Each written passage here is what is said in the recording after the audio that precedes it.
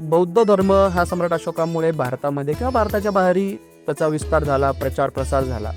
पण अशोकाने खोदलेल्या भारतातल्या सगळ्यात पहिल्या लेण्या या बुद्ध धर्मासाठी नव्हत्या. तर भारतामध्ये एकूण 1800 ते 1900 लेण्या आहेत, त्यातल्या 1000 ते 1200 लेण्या फक्त महाराष्ट्रात आहेत. तर तुळजा लेणीमध्ये असणारा जो चैत्यगृह आहे ही भारतातली नाही जगातली एकमेव लेणी की जी गोलाकार स्तूप असलेली चैत्यगृह आहे. एकाच ठिकाणी तुम्हाला बौद्ध दिसतं, हिंदू दिसतं, जैन दिसतं. जेवढे भव्य लेण्या आहेत ना तेवढ्या भव्य लेण्या भारतात दुसरीकडे कुठेही पाहायला मिळतात आणि ते फक्त आणि फक्त वेरूळलाच पाहिजे. खूप गंभीरतेने आणि जबाबदारीपूर्वक सांगतो, महाराष्ट्रात किंवा भारतात एकही मंदिर हेमाडपंथी शैलीचं नाही.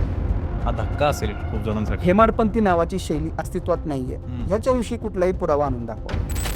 पार्वती ही ज्या पद्धतीने भगवान शिवाची पत्नी आहे त्याच पद्धतीने पार्वती ही शिवाची प्रचंड मोठी उपासक आहे. पुरुषांच्या ह्याच्यातला सर्वात मोठा भक्त रावण. आणि जर स्त्रियांच्या अनुषंगाने जर बघितलं तर शैव संप्रदायातली सर्वात मोठी स्त्री भक्त जर कोण असते ती पार्वती. पार्वतीने पंचाग्नी साधना नावाची एक साधना केली. पंचाग्नी साधना म्हणजे काय तर 4 दिशेला 4 अग्नीचे भले मोठे तप्त कुंड ठेवायचे आणि 5वा अग्नी म्हणजे सूर्य असं इमेजिन करायचं आणि सकाळी सूर्य उगवल्यापासून मावळेपर्यंत तो सूर्याकडे एकटक बघायचं. त्याला पंचाग्नी साधना म्हणजे 1 2 3 4 आणि 5वा अग्नी म्हणजे सूर्य. आणि ही आपल्या हिंदू धर्मातली सर्वात कठीण साधनांपैकी एक आहे. बरोबर. आणि ती पार्वती करत होती. कशामुळे करत होती तर तिला भगवान शिवासोबत लग्न करायचं होतं. आपल्याकडे एक ढवळमानाने असे मत आहे की मंदिरांवर जी कामशिल्प कोरली जातात ती कशासाठी कोरली जातात तर ज्या पद्धतीने आपण आपल्या चपला मंदिराच्या बाहेर सोडतो त्या पद्धतीने आपल्या मनातला काम, वासना, द्वेष, वासना ह्या सगळ्या गोष्टी चपलेप्रमाणे मंदिराच्या बाहेर सोडाव्या आणि मंदिराच्या आत जावं. पण ह्या गोष्टीला खोडून काढणारी भरपूर उदाहरणं आहेत.